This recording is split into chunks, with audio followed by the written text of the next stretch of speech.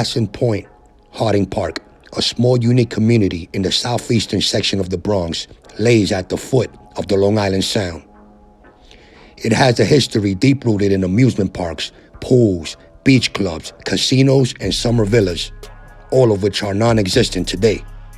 I once read an article about a Ferris wheel accident that killed 7 and injured dozens in 1922 at Classen Point Park, and decided an attempt to find the exact location of that unfortunate accident.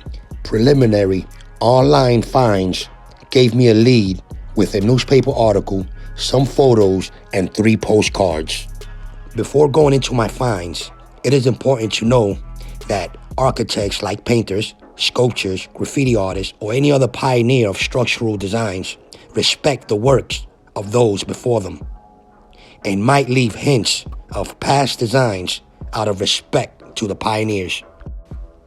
So with that being said, the strongest clues of my find come from postcards. They hinted that I was in the correct location as I proceeded my search. The first clue is the teasing hints of a gazebo-style foyer of the former park's entrance at the east and west trailhead of today's Shore Haven condominiums. It is where I begin my search. The second clue is the old ferry port area that was in operation from 1921 to 1939.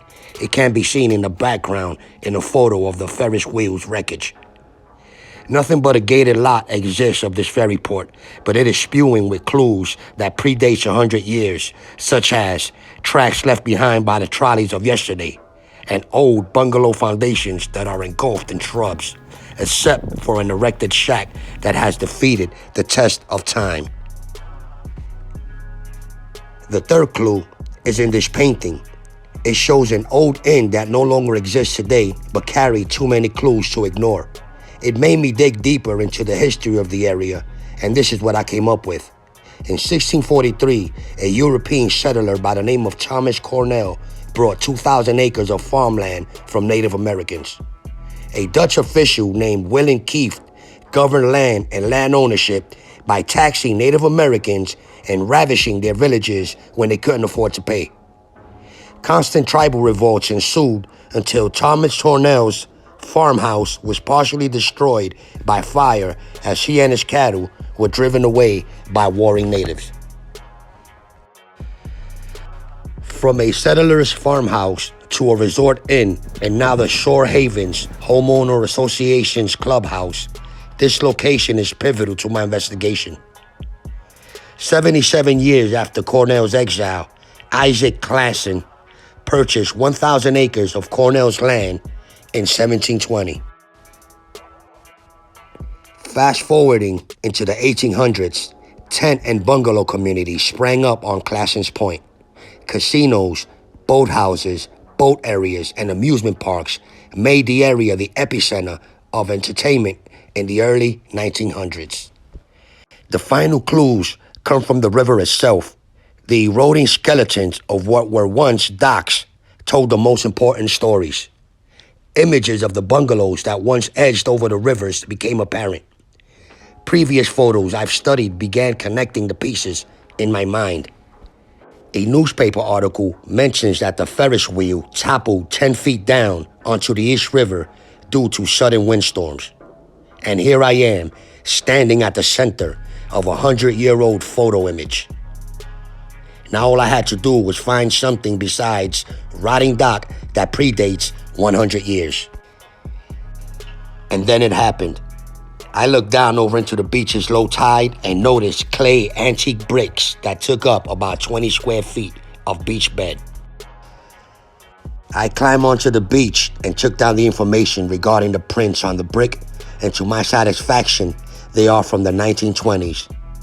I have just found signs of 1920 activities, and I am now standing in the exact location of the Classen Point Ferris wheel accident.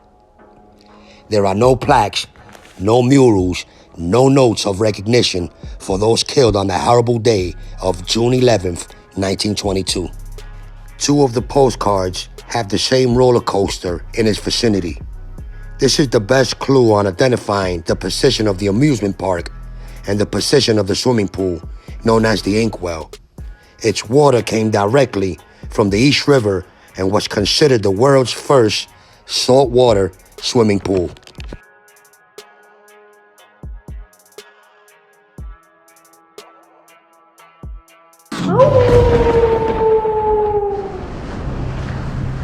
If you're one of the few that stuck around for the entire video, then this bonus feature is for you. When I started this video, I first showed you guys how there was a ferry port here.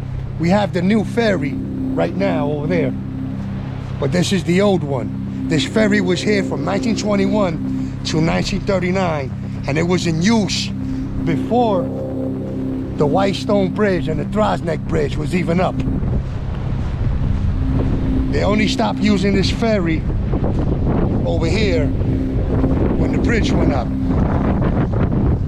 I showed you a bunch of clues. So now you can see this trail that I'm on.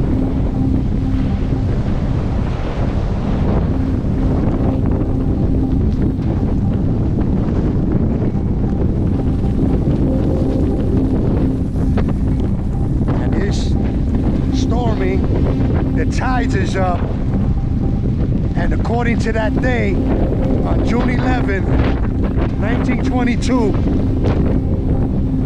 this big dark cloud with massive winds came swooping down, something like this.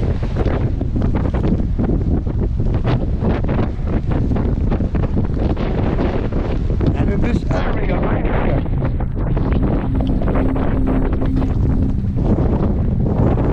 right around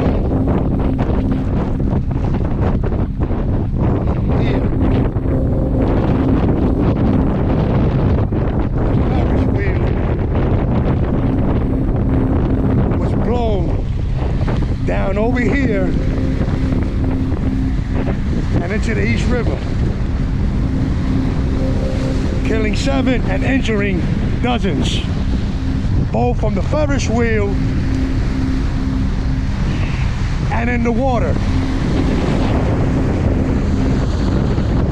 I showed you one of the hints of the Ferris that came out through there. The ferry, I mean.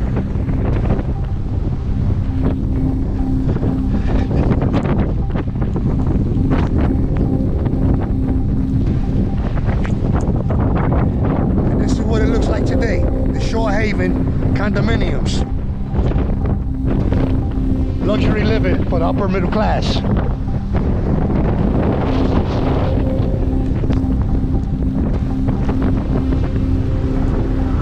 These winds are very violent right now.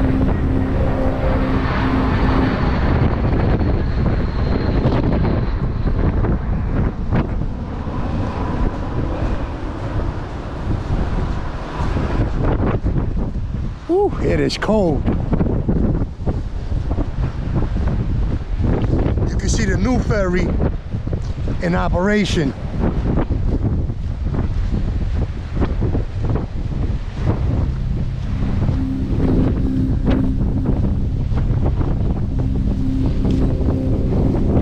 I would say, from where I found the clue to the original ferry, which stops right at these ports here, I would say almost about 100 yards.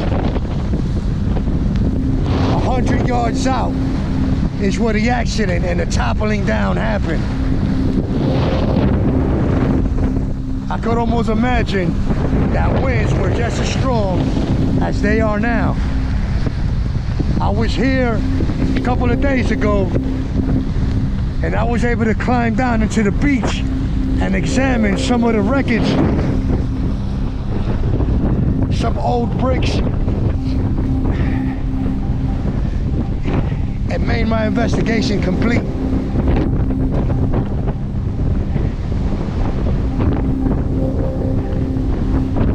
Right now we have paths, we have places to relax, but there's no mention, no note, no notability of what happened on that day on June 11th, 1922. The Ferris wheel accident of Classen Point.